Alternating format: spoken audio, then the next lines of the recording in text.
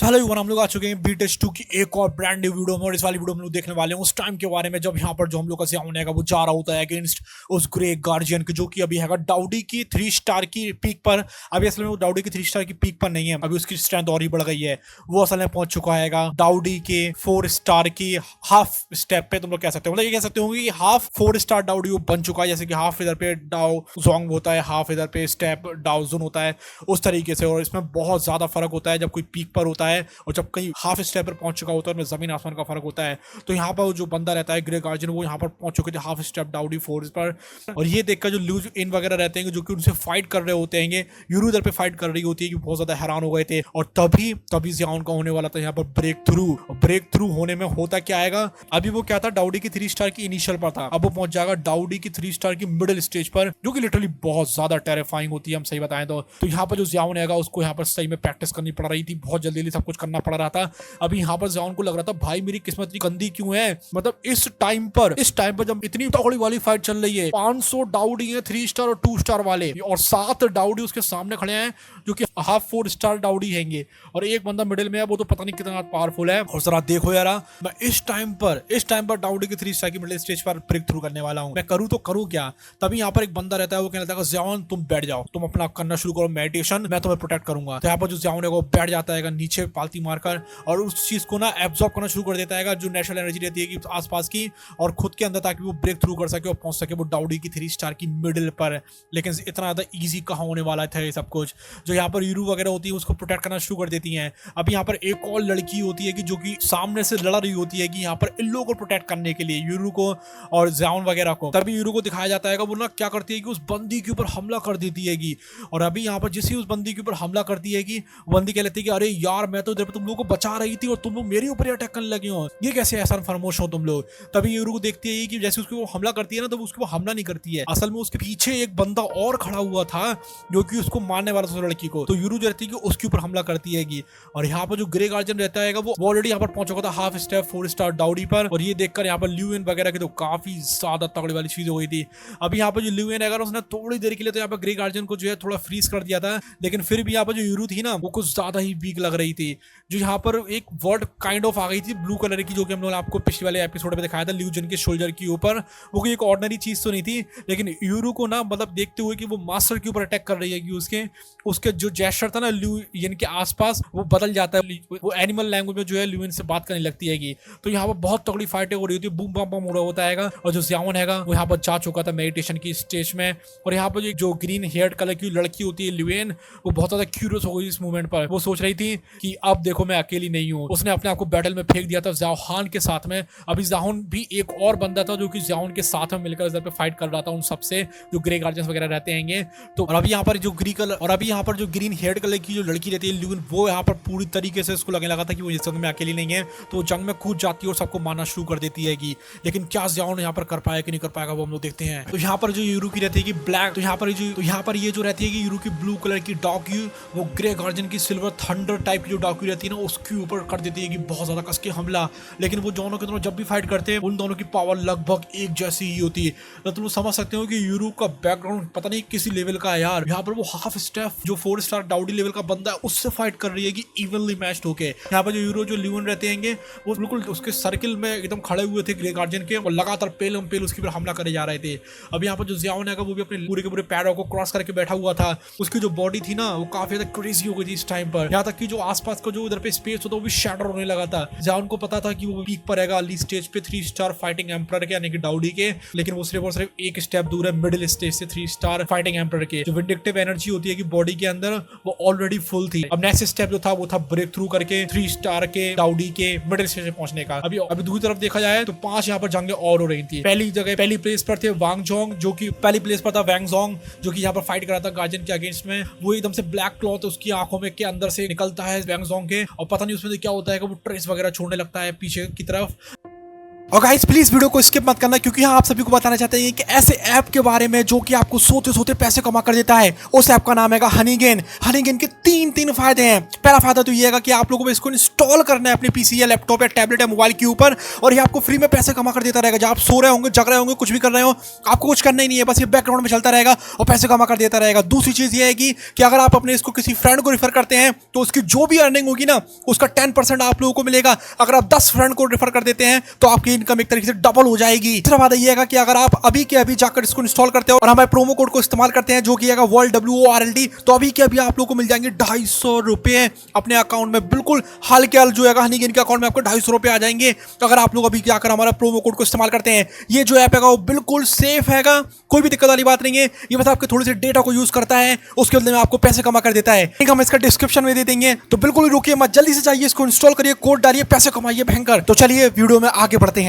Banks जो था उसको पता था ये जो गार्जियन है ना वो कम से कम इधर पे पीक लेवल से भी ऊपर ही पहुंच चुके हैं 3 स्टार डाउडी के, तो उसको जितनी ज्यादा हो सके उतनी ज्यादा कोशिश करनी पड़ेगी उसको हराने के लिए। यहाँ पर जो ब्लैक क्लॉथ होता है उसके सर के ऊपर वो बिल्कुल ना बैंगजोंग जो रहता है धीमे धीमे करके हटा देता है। यहाँ पर उसकी जो सांसें निकल रही थी, अभी यहाँ पर तुम इतने सारे बंदे, इतने सारे बैटल्स हो रही हैं, तो हो सकता है कि आप लोग थोड़ा बहुत कंफ्यूज हो कि कौन की किसकी बात हो रही है। उसके लिए आप लोगों ने पुरानी वीडियो सारी की सारी देख कर रखना। डाउडी एम्परर वाली जो सीरीज है उसका लिंक मैंने डिस्क्रिप्शन में दिया है, और अभी बस सुनते जाओ। और ये ज्यादा इंपॉर्टेंट कैरेक्टर्स नहीं है बैंगजोंग वगैरह, ओके, क्योंकि ये तो बस साइड कैरेक्टर है, तो इनको नाम याद रखने का कोई वैसे ही मतलब नहीं है। हम तो आपको बस सब कुछ डिटेल में बताने के लिए बता रहे हैं इन सबके बारे में। तो यहाँ पर जो है उसकी एकदम से स्ट्रॉन्ग ब्रेथ निकलने लगती है बैंगजोंग की बॉडी के अंदर से, क्योंकि पीक पर था, मतलब वो बंदा भी पीक पर ही था 3 स्टार डाउडी के, और एक काली स्वॉर्ड निकलती है जिसके अंदर बहुत ज्यादा टेरिफाइंग पावर निकल रही थी। बैंगजोंग जो था उसको हमेशा यहाँ पर स्वॉर्ड मैडमैन कह के बुलाया जाता था। पास में वो अगर तुम लोग उसको कहले के बंदों से कंपेयर करते हो जो पास में उसका लड़े थे, तो उन सबकी वो भारी पड़ा था। अदरवाइज में जो बैंगजोंग है ना उसको स्वॉर्ड मैनियक भी कह सकते हो। तो यहाँ पर जो ब्लैक क्लॉथ थी ना उसकी आंखों के अंदर, मतलब उसकी आंखों के सामने जो लटक रही थी, उसका जो कोर था ना उसको बैंगजोंग जो है उधर पे कंट्रोल करने में लगा हुआ था। यहाँ पर जो बैंगजोंग था उसने ब्लैक क्लॉथ को आंखों के सामने से हटाया। इसका मतलब ये है वो कभी भी कंट्रोल यहाँ पर खो सकता है। स्वॉर्ड किंग सिटी जो किंग जोंग रहती है कि सब बंदे कह लेते हैं कि प्लीज हम लोग को एनलाइटन कर दो। बैंगजोंग बोलता है गार्जियन से, उसके जो सामने खड़ा वो होता है, और यहाँ पर जो गार्जियन रहता है जो बैंगजोंग के सामने होता है वो भी थोड़ा सा डर जाता है सब देखकर। ऑब्वियसली जो गार्जियन था वो काफी ज्यादा उसको टेरिफाइंग एनर्जी आ रही थी उन आंखों के अंदर में से बैंगजोंग की, और जो इतनी बड़ी सी स्वॉर्ड थी ना उसके हाथ में, उसको भी देखकर उसकी यहाँ पर बहुत ज्यादा कसकर डर लग रहा था। अभी यहाँ पर जो एक जंग है वो फिर से इन दोनों के बीच में होने वाली थी। जो सेकंड प्लेस पर थे वो थे बरसरकर सनमिंग। अब यहाँ पर जो सनमिंग किंगडम वगैरह होता है वहां का बंदा है ये, उसको भी यहाँ पर जो बरसरकर है किसी रीजन के लिए ही बोला जाता था। उसकी जो बॉडी रहती थी उसके अंदर ब्लड लाइन थी बरसरकर की, जब वो छोटा था तभी से वो अपनी बॉडी का इस्तेमाल कर सकता था, क्योंकि वो ना किसी भी मतलब अपनी बॉडी को इस तरीके से इस्तेमाल कर सकता था कि यहाँ पर कोई बंदा उसके सामने आता है वो उसकी लेवल पर अपनी स्ट्रेंथ को कर लेता है इंक्रीज कुछ टाइम के लिए, पता नहीं कैसे, ओके, और उसके बाद वो उस बंदे की बैंड बजा देता है। अभी यहाँ पर जो सनमिंग है जैसे ही आता है ना वो एकदम से क्रेजी हो जाता है, पागल होने लगता है। उसके कपड़े तो सबसे पहले फट जाते हैं, उसके अंदर से पूरा एकदम बर्ली फिगर दिखने लगता है साफ साफ,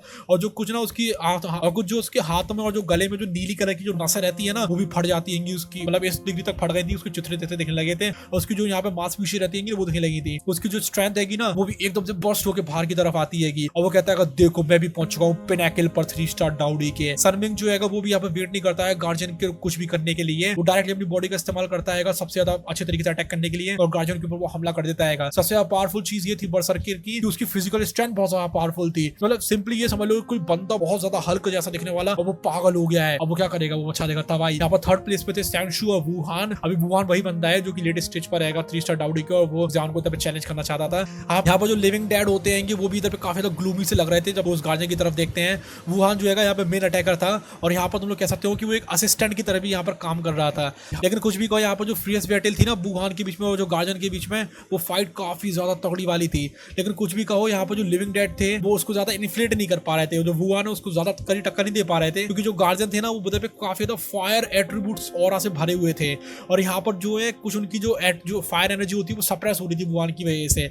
यहाँ पर जो लिविंग डेड रहते हैं उनका जो फायर एट्रीब्यूट जो मस्कुलाइन ऑरा होता है ना वो उसके लिए काफी मतलब वुहान के लिए काफी ज्यादा जब फायदेमंद साबित हो रहा था। और वो कहता है डैम ये जो लिविंग डेड हैं वो यहाँ पर अपने आप को सप्रेस भी कर सकते हैं, मतलब इनकी जो फायर एट्रीब्यूट एनर्जी है इनको भी हम लोग सप्रेस कर सकते हैं, लेकिन इस हद तक कर सकते हैं कि ये जो गार्जियन है इनसे बस्ट हो जाएगा। वो कहता है डैम यार इन गार्जियंस को तो काबू करना बहुत ज्यादा मुश्किल है। और लगता है और वो वुहान बोलता है उसी बंदे से कि तुम ना फ्रंट से अटैक करो, मैं तुम्हारे पीछे से अटैक करूंगा। तो सैंगशू बोलता है ओके जैसा आप कहें। यहाँ पर जो वुहान है वो भी सिचुएशन देख रहा होता है लिविंग डेड की, और वो कुछ नहीं कर पा रहा था। अभी यहाँ पर 4th प्लेस पे थी फैंग गेई, जो कि ऑफ कोर्स शायद उसके बाद होली फ्लेम वगैरह जैसी कोई चीज हैगी, और एक और लड़की उसके साथ फाइट करी थी, इसका नाम था याओ मै। ये बहुत ज्यादा ज्यादा इंटरेस्टिंग फाइट था पूरी पूरी बैटल का। जो यहाँ पर टीम रहती है ना वो फेंगी थी उसके अंदर, जो कि फेंगी तो यहाँ पे काफी ज्यादा सोफिस्टिकेटेड लड़की थी, मतलब ऐसी थी काफी ज्यादा क्लोज सी रहती थी, लेकिन उसके अंदर काफी ज्यादा पावरफुल एनर्जी थी और वो उसके अंदर से एकदम से एनचेंटिंग सी निकलने लगती है, जिसकी वजह से सामने और आसपास जो बंदे होते हैं ना उनको ऐसा लगता है जैसे कि उनकी जुबान के ऊपर कुछ अलग ही सा टेस्ट आ रहा हो। मतलब ये लड़की जो इधर पे कुछ अलग ही तरह में करने में लगी हुई है, लेकिन जो गार्जियन था वो भी कोई वेजिटेरियन तो था नहीं, वो यहाँ पर जो सुंदर लड़कियां हैं उनके ऊपर ही मर्सी नहीं करता था। जो डीमन चार्म था ना वो इधर पे जैसे ही इधर पे गार्जियन के पास आता है, गार्जियन अपनी बॉडी में छोड़ता है फाइटिंग स्किल और वो हट जाता है। फेंगी जो रहती है कि काफी ज्यादा टेरिफाइंग फाइटिंग स्पिरिट निकाली थी पूरी की पूरी बॉडी के अंदर से और उसको यूज करी थी वो अटैक करने के लिए उस डीमन चार्म के ऊपर। ऑब्वियसली यहाँ पर जो बैटल थी ना इतनी ज्यादा जल्दी तो खत्म होने वाली नहीं, क्योंकि वो दो लड़कियां थी ना उनके पास भी काफी खतरनाक तरीके थे उसके ऊपर अटैक करने के लिए, लेकिन जो फाइटिंग की वजह से उनकी काफी ज्यादा यहाँ पे एनर्जी कंज्यूम हो रही थी और वो सपोर्ट मतलब यहाँ पे वेट कर रही थी कब किसी और बंदे का सपोर्ट आए या कोई और मेथड हो इससे कि वो कहाँ पे फाइट कर सके। 5th प्लेस पर था ज़्याओयन और बाकी लोग। 6th प्लेस पर कुछ और जो पावर हाउसेस हैं, काफी सारे पावर हाउसेस हैं मेन हॉल के अंदर वो थे। अभी यहाँ पर ना तुम लोग कह सकते हो कि अभी तुम लोग कह सकते हो यहाँ पर कि कई 100 लोग हैं जो कि गार्जियंस को हराने की कोशिश कर रहे हैं, लेकिन यहाँ पर बहुत कम ऐसा लग रहा है कि यहाँ पर गार्जियंस को बिल्कुल भी वो हिला पा रहे हैं। और अभी यहाँ पर जो गार्जियन है ना सबसे ज्यादा ताकतवर है उन 6 गार्जियंस में। अभी तो यहाँ पर वो बंदा जो था वो बस वो सोकर उठा हुआ था,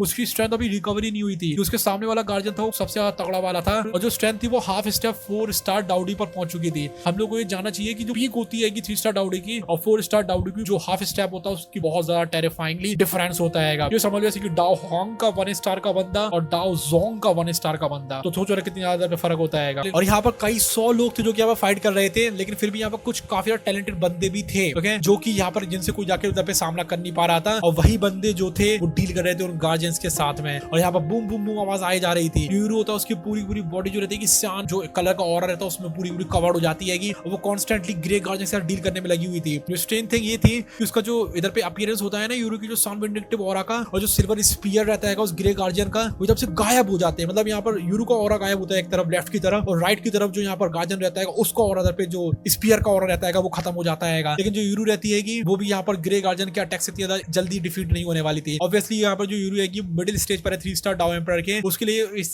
गार्जियन से फाइट करना सही में मुश्किल बात तो है, क्योंकि यहाँ पर जो वो है वो बंदा पीक पर रहेगा 3 स्टार डाउडी के। यहाँ पे जो ल्यूएन है वो भी यहाँ पे बहुत ज्यादा सरप्राइज था इस ग्रे गार्जियन की स्ट्रेंथ से। हम लोग को ये पता होना चाहिए कि अगर कोई 3 स्टार की पीक का यहाँ पे डाउडी लेवल का बंदा है वो भी यहाँ पर खुद की जो आइस रहती है उससे यहाँ पर फ्रीज हो गया है। मतलब ऐसा पॉसिबल कैसे है कि यहाँ पर ग्रे गार्जियन को 1 सेकंड के लिए भी यूरो यहाँ पर रोक पाती, लेकिन यहाँ पर वो रोक ले रही थी। यहाँ पर ल्यूएन भी यहाँ पर रोक ले रहा था। वो लोग पता नहीं किस तरीके से यहाँ पर फाइट करने में लगे हुए थे, उनके अंदर बहुत सारी मिस्ट्रीज थी।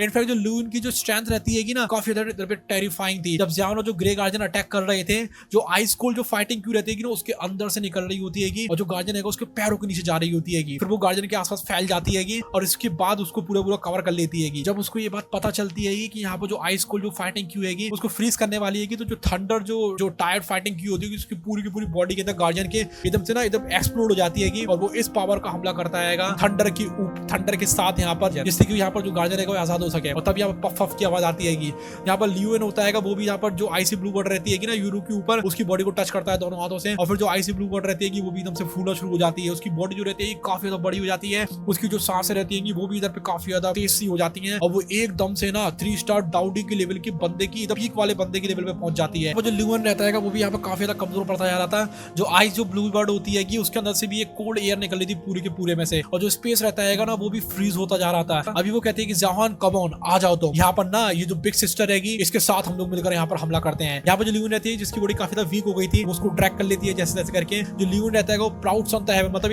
ये कह सकते होंगे कि यहाँ पर जो ल्यूएन था ना उसके ऊपर जो हेवन रहती है उसको उसने यहाँ पर ब्लेस करके रखा था, इसलिए वो काफी ज्यादा टैलेंटेड था। मतलब ऐसे कह सकते हो प्राउड सन ऑफ हेवन का मतलब यही है काफी ज्यादा टैलेंटेड था।